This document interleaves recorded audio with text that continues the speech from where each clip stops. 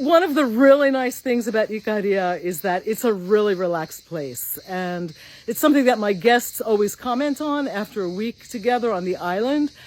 Partly because I think they have an experience because I'm also a pretty relaxed person and I think it's easy for me to make people feel at home.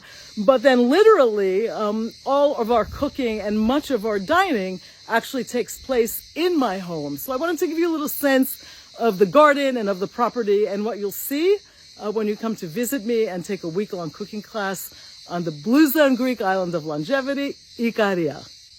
All our meals are al fresco in the garden, and we're on the north side of Ikaria, and this is our view of the valley and Livadi below.